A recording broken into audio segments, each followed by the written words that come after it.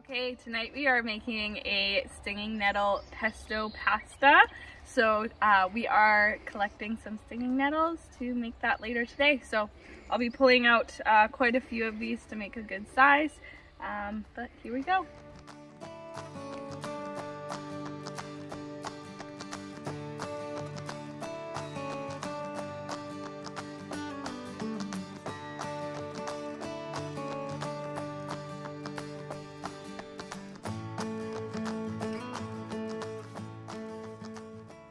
Okay, so we got our little bouquet of stinging nettle here. I'm gonna walk it in really carefully so I don't get stung myself.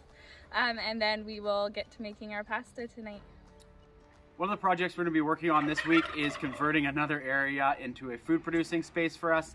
This is our daisy patch, which has been here forever. And we thought the bees were going to love it. They don't really seem interested in the daisies at all. And there's lots of other daisies around the property. And this area gets a lot of sunshine. So we are going to convert this into a little corn patch. I was going to say cornfield, but it's not really going to be a field. Turn this into a little corn patch, which we think will do quite well here. So it's going to be a lot of digging up the roots, amending the soil. It's got the same problem as a lot of the areas on our property that are very clay-based soils. So we'll be amending that, clearing out all the roots, and hopefully putting in a nice little productive corn section. So we'll kind of film our progress as we go along. Hopefully by the end of August, we'll have a nice big corn patch here.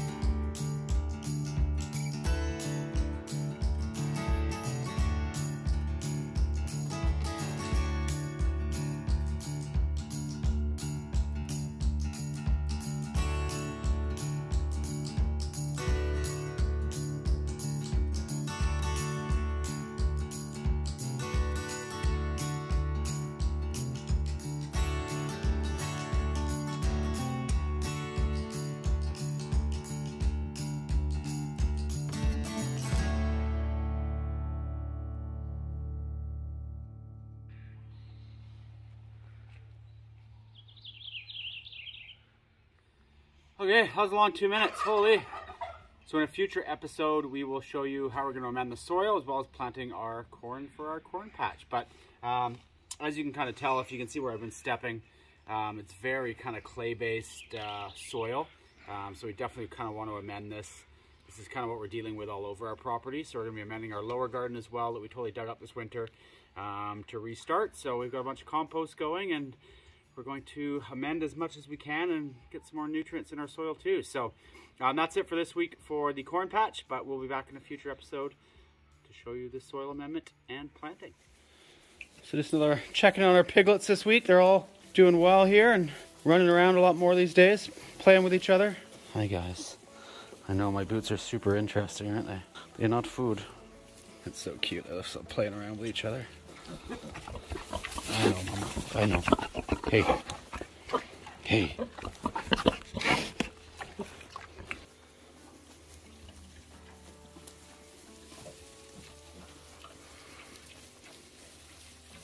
What do the boots taste like, huh? What do the boots taste like? Hmm?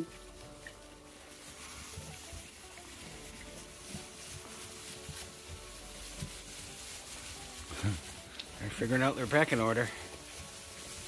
Okay, so today we're gonna treat for Nosema and mites. We did find a couple of mites on the bottom board, and it's good to treat for Nosema and mites in the spring and then again in the fall right before winter. So that's kind of what we're doing today. The Nosema treatment's like a powder that you mix in with sugar water. So that's kind of something we haven't really touched on a whole lot with this challenge. Is we are using sugar water for our bees just because we think it's the best thing to do, but we are looking for other alternatives on how to feed our bees with something more natural, something that we can do. But for the meantime, it is sugar water. We ourselves are not consuming that sugar, but we do need to give it to the bees, or else that'd be a little bit selfish on our part, and our bees most likely would not make it. So if anyone does have any suggestions on something more natural that we can feed our bees with, we would love to hear it, so please drop a comment, but we will get into it.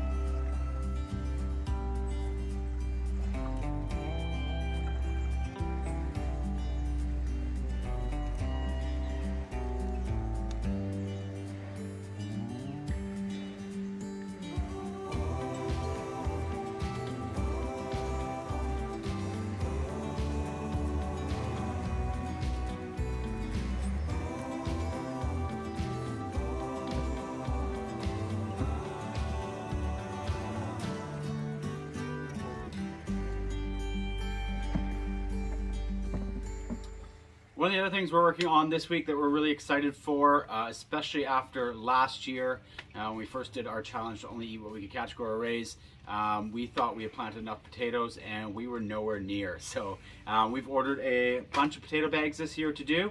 We've done a bunch behind here already and have some around the corner, as well as a potato patch, and we're also going to try it in garbage cans, which we'll show you in a future episode as well. But for now, we're going to show you how to do it in a potato bag that you can buy in a store. They're just kind of these canvas bags, and they also have these pockets here as well. So if you want to leave the potatoes growing, you can actually pull this up and harvest the potatoes out of the bottom of the bag rather than sort of tipping over and dumping up the whole thing. So first step is you don't want to plant your potatoes kind of inside here with the dark. So you want to roll down the outer layers while you're starting your first layer of potatoes that you're going to plant.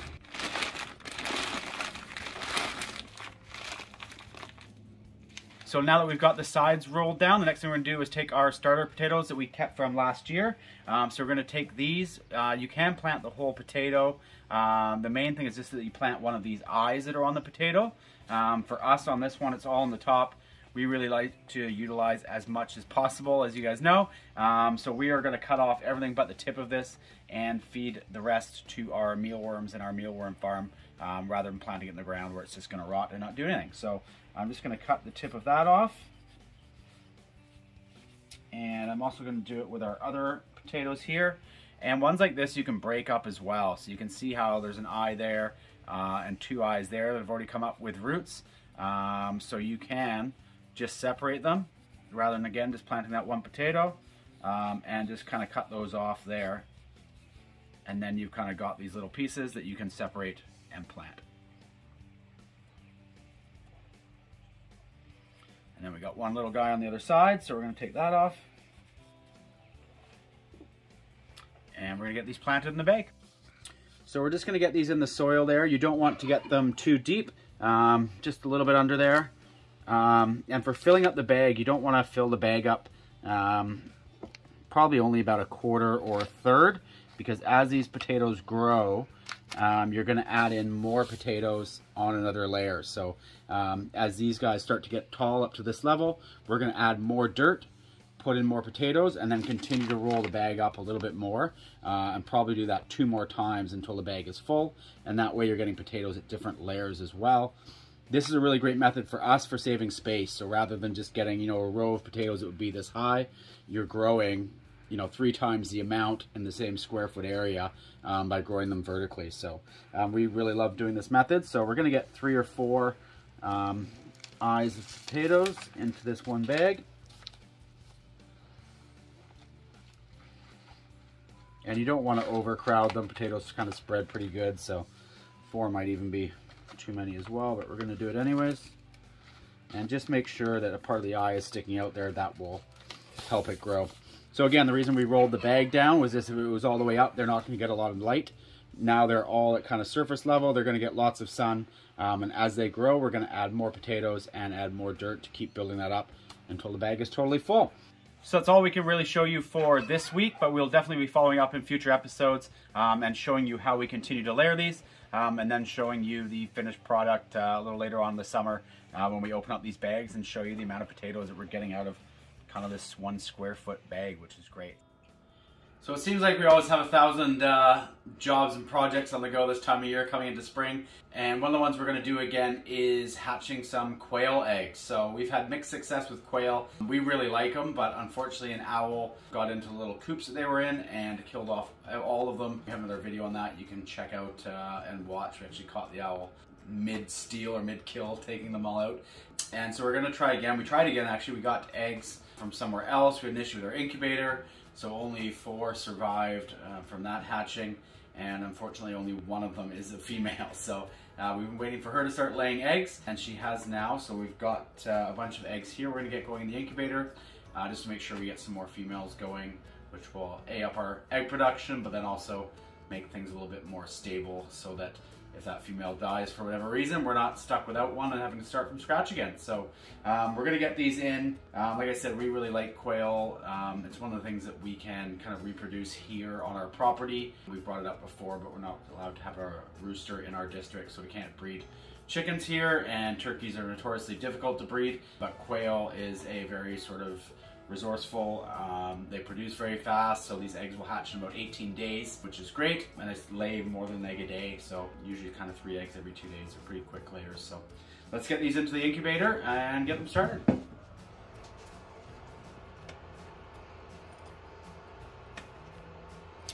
So when you're putting your eggs into your incubator, you want to make sure that you are putting the pointed side down for their development. So you want the big end of the egg up in the air.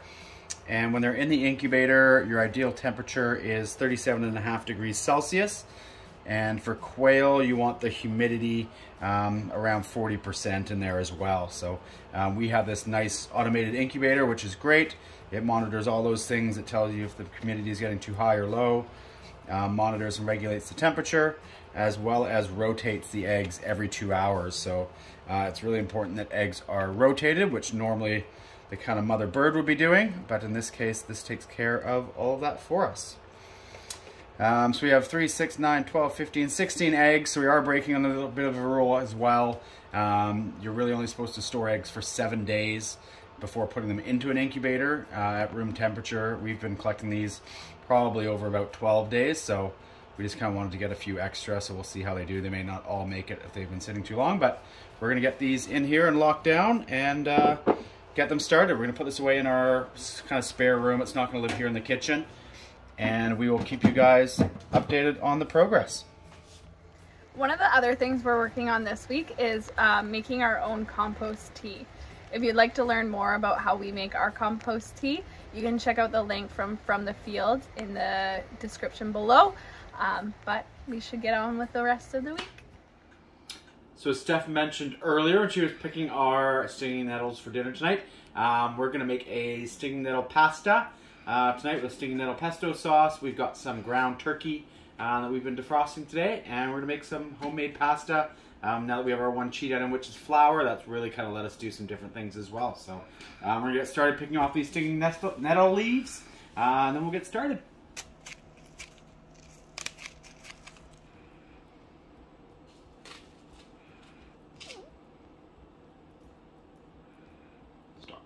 Okay, those gloves had holes in the fingers. That wasn't fun. I think we talked about this last time we made this, but I'm always like baffled at who comes up with things for the first time. Like who touched or picked stinging nettles and was like, got burned by them and was like, oh, we should try and eat this after we cook it. Weird.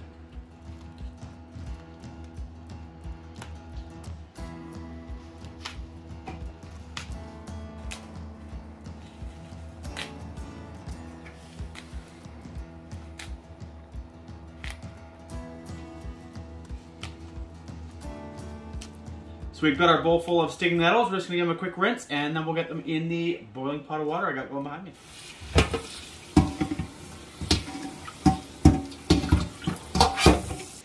Okay, so we'll get these in the pot here, and this is the part that kind of blanching them or cooking them that actually takes the sting away off of the nettles. So obviously when you just pick them or if you ate them raw, you're not gonna have a very good time, but after a quick blanch, they are fine to eat.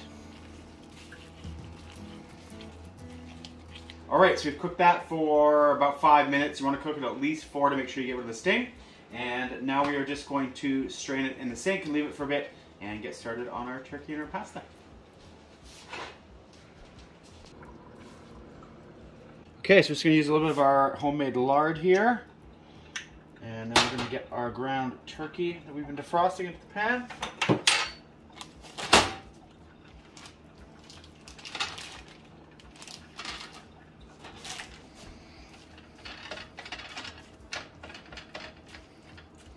And we're just going to cook that nice and slow because it's going to take us a while to make our pasta. So let's get started on that.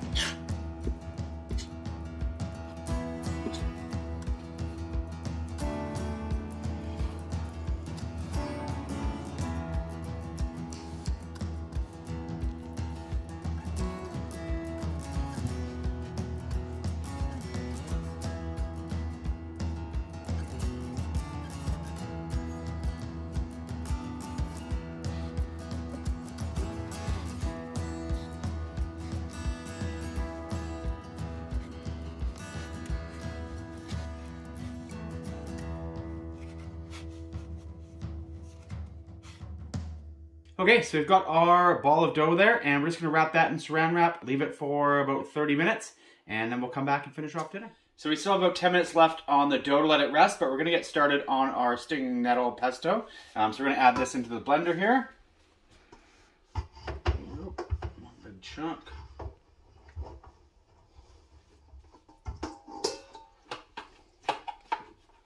And we also have some hazelnuts. Because we're doing our pesto so differently and we don't have everything, most people would use pine nuts. All we have is hazelnuts, so that's what we're using. We have garlic, which you would typically use.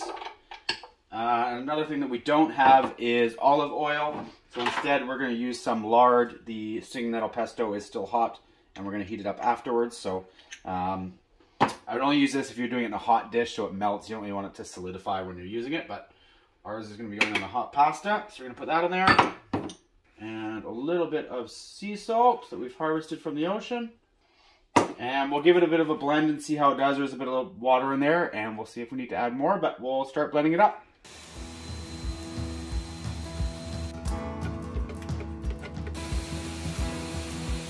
Okay, so we're just gonna leave the pesto for now, and we're gonna get started on our dough.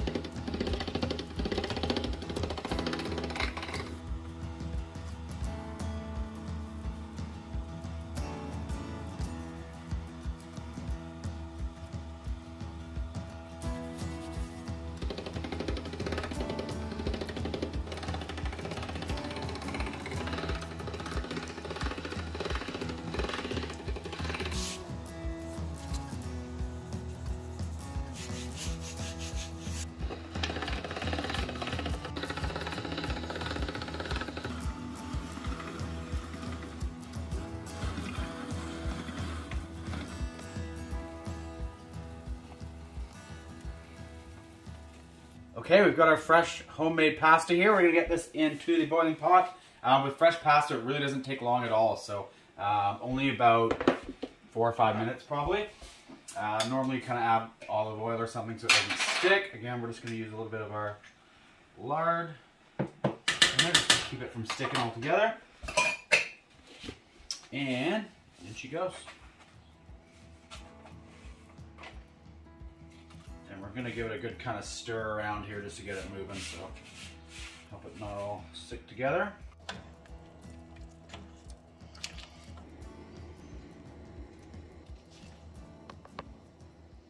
Okay, so we're gonna strain our pasta here. And as you can see, we put some turkey aside already, and we're definitely not gonna use all these noodles. So with how much work goes into cooking, we always try and make extra so we've got stuff left over for at least lunch the next day and potentially dinner too, just because it's so time consuming. Okay, so we're gonna get this all mixed together with our turkey and our pesto. And this pesto looks delicious.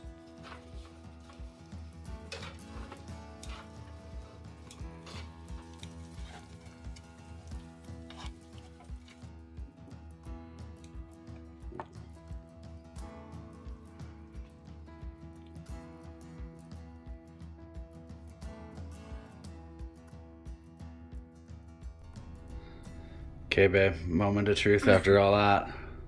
Tell me what you think. Yeah. This looks so good. It smells amazing. There's no ladylike way to eat pasta, okay? So I'm just going for it. This is why it's been a long day. I'm this really is why hungry. I made you do it. Good? You can talk with your mouth full, it's fun. That is incredible. Nice. A little more salt on top, but honestly, it's delicious. Oh my god. This year is going to be so much easier. So much easier.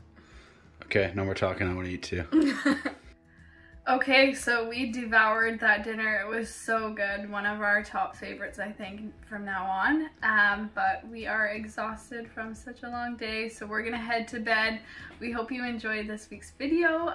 We will see you guys again next week. If you have any comments, please leave us a line down below. And if you haven't subscribed already, we would love for you to subscribe and follow along with the rest of our journey. Good night.